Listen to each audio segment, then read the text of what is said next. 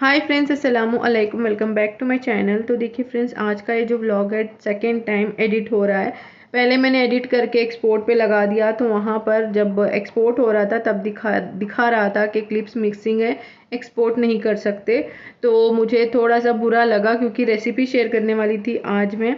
तो वैसे मैं रेसिपी शेयर कर ही रही हूँ, लेकिन थोड़े क्लिप्स जो है मिसिंग हो गए हैं। क्या ही कर सकते हैं, कभी कभी ऐसा हो जाता है।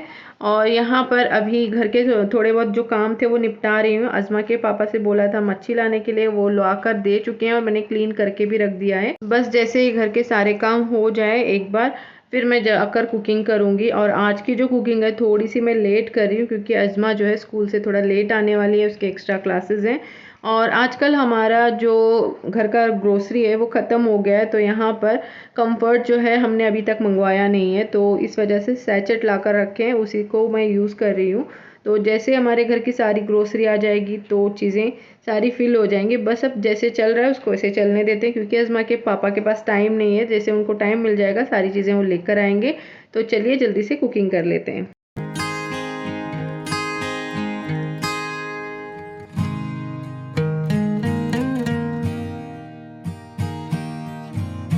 तो देखिए फ्रेंड्स, यहाँ पर सबसे पहले चावल चढ़ा रही हूँ क्योंकि मुझे कढ़ी की रेसिपी शेयर करना था, तो मैंने सोचा चावल चढ़ा देते हैं। एक साइड में चावल बनते रहेंगे, दूसरी साइड में मैं रेसिपी की तैयारी कर लेती हूँ।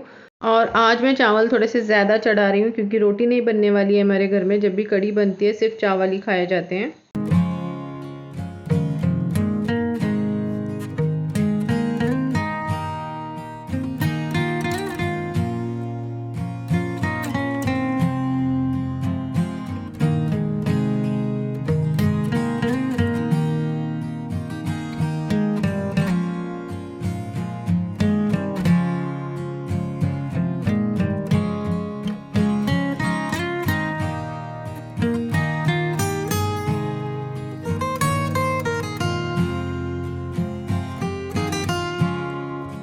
तो देखिए फ्रेंड्स, यहाँ पर मैंने मच्छी तो पहले से ही साफ़ कर रखी थी, उसको मसाला लगा दिया है फ्राई करने के लिए।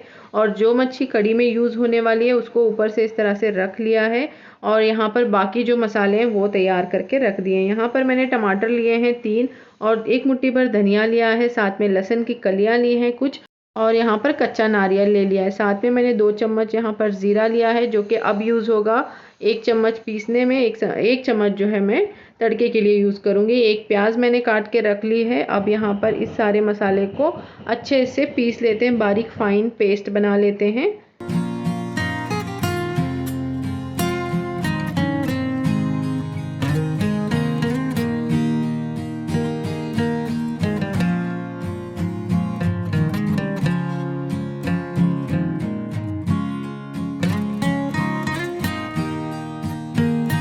तो देखिए फ्रेंड्स, यहाँ पर हमारा मसाला तैयार हो गया, अच्छे से बारीक फाइन पेस्ट मैंने बना लिया है। अब यहाँ पर देखिए सिर्फ ऑयल डालने वाले क्लिप्स रह गए हैं, बाकी जो क्लिप्स हैं वो सारे मिसिंग हो गए हैं। करने तो कुछ और गई थी, पता नहीं कैसे ये डिलीट हो गए। तो देखिए फ्रेंड्स, सुबह में बैठकर मैं एडिटिंग कर रही थी, अच्छा खासा मेरा वीडियो जो है एडिट हो गया था। बस पता नहीं कैसे मेरे वीडियो की जो जो मेरे ब्लॉग की जो क्लिप्स हैं वो डिलीट हो गई, रेसिपी की क्लिप्स डिलीट हो गई। और मैंने सोचा कि चलो अब रेसिपी की जो क्लिप्स हैं वो डिलीट हो गई हैं, तो मतलब वीडियो के ज़रिए नहीं बता सकती तो अपने वर्डिंग्स के ज़रिए तो बता सकती हूँ। यानी मेरी ये जो रेसिपी है मैंने पहले भी कई बार शेयर की है, लेकिन मैंने सोचा चलो फिर से एक बार बता देते हैं। तो ज़्यादा कुछ नहीं है, जो रेसिपी मैं शेयर कर रही थी वो आधे में रह गई है। मतलब कि ऑयल मैंने डाला, उसके बाद ज़ीरा डाला, ज़ीरा डालने के बाद प्याज डालना है, प्याज को हल्का सा गोल्डन ब्राउन होने देना है। उसके बाद नमक हल्दी डालकर फिर उसके बाद हमें लाल मिर्च डालनी है, जितनी आप खाते हो, जितना तीखा आप खाना पसंद करते हो वो डालने के तुरंत बाद लाल मिर्च जैसे आप डालते हो तो आपको अच्छे से मिक्स करना है। और तुरंत जो पीस कर रखा हुआ मसाला है नारियल वाला वो तुरंत के तुरंत डाल देना है और अच्छे से मिक्स करना है। उसके बाद जितना पानी आपको लगे उतना डाल देना है और एक 2-3 उबाल आने देना है अच्छे से। जब वो खौलाने लग जाता है तब आपको मच्छी डालनी है, तो उसके बाद तरी आने तक उसको पकाना है। तो देखिए फ्रेंड्स, यहाँ पर अभी हमारा जो कढ़ी है उसमें अच्छे से उबाल आने लगा है, तो यहाँ पर जो मच्छी हमने निकाल कर रखी थी कढ़ी के लिए वो डाल देते हैं और इस कढ़ी को अच्छे से मिक्स कर लेते हैं। जब हम मच्छी डालेंगे तो अच्छे से मिक्स कर देना है। मिक्स करने के बाद हमें इस कढ़ी को ढक के पकाना है। जब तक हमारी इस कड़ी में तेल की तरी ऊपर से नहीं आ जाती, ऑयल सेपरेट नहीं हो जाता, तब तक हम इसको पकाएंगे।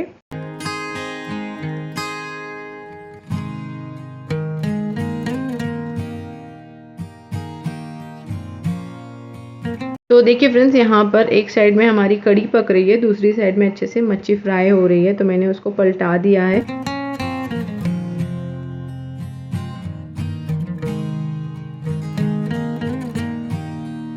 तो देखिए फ्रेंड्स, यहाँ पर हमारी जो मच्छी है वो अच्छे से फ्राई हो गई है और मुझे इसी तवे पर मच्छी को छोड़ कर रखना है, मतलब कि जब हम लंच करेंगे तब सर्व करूँगी, क्योंकि मच्छी कड़क रहती है। तो देखिए फ्रेंड्स, यहाँ पर हमारी कड़ी भी बन के तैयार है। तो कितनी खूबसूरत लग रही है ना, खाने में उतनी ही मज़ेदार बनी थी, बहुत ही टेस्टी बनी थी। देखिए फ्रेंड्स, यहाँ पर हमारी थाली बन के तैयार है, मच्छी की कड़ी और गरम गरम चावल, साथ में फ्राई की हुई मच्छी, बहुत मज़ेदार लगती है। बारिश के सीज़न में कड़ी और चावल बहुत अच्छे लगते हैं। देखिए फ्रेंड्स, हमारे घर में एयर फाइबर लग चुका है, यहाँ पर आप देख सकते हैं। इसकी मुझे काफ़ी दिन से ज़रूरत थी और हम लोग इसको 3 साल से मतलब ढूंढ रहे थे। बहुत दिन से ऐसा था कि हमें ये चाहिए था।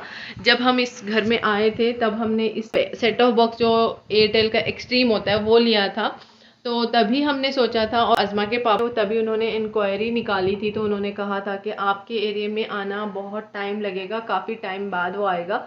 तो अब जाकर 3 साल हुए हैं, अब जाकर यहाँ पर एयर फाइबर का जो कनेक्शन है वो आया है, मतलब यहाँ पर उसका जो नेटवर्क है आने लगा है। तो अभी अभी आपा ने लिया है, जब हम उबली जाने वाले थे छुट्टियों में, उससे पहले ही उन्होंने ले लिया था। तो फिर अज़मा के पापा ने कहा था जब हम वापस आएंगे कि तब लेंगे। तो अभी हम लोग आए थे तो हमारा रिचार्ज ख़त्म हो गया था, टीवी और मेरा। तो अज़मा के पापा ने कहा कि चलो अब ले ही लेते हैं, क्योंकि अज़मा के पापा का भी रिचार्ज अभी 2 दिन में ख़त्म ही होने वाला था। काफ़ी सफ़र किया है मैंने इंटरनेट को लेकर, क्योंकि कभी मेरे मोबाइल का डेटा ख़त्म हो जाता था तो पूरा ब्लॉग अपलोड होते होते रह जाता था, यानी कि आधा ब्लॉग अपलोड हो जाता था और आधा ऐसे ही रहता था। फिर जब अज़मा के पापा आते थे तब मैं हॉटस्पॉट लेकर अपलोड करती थी, या फिर ऐसा हो जाता था कि कभी कभी अज़मा स्कूल के नोट्स वगैरह के लिए वो जब लेकर कुछ इंटरनेट से कुछ सर्च करती थी तो डेटा ख़त्म हो जाता था, तो फिर वो भी एक प्रॉब्लम हो जाती थी अपलोड करने में। तो फाइनली हमारे घर में भी एयर फाइबर लग चुका है।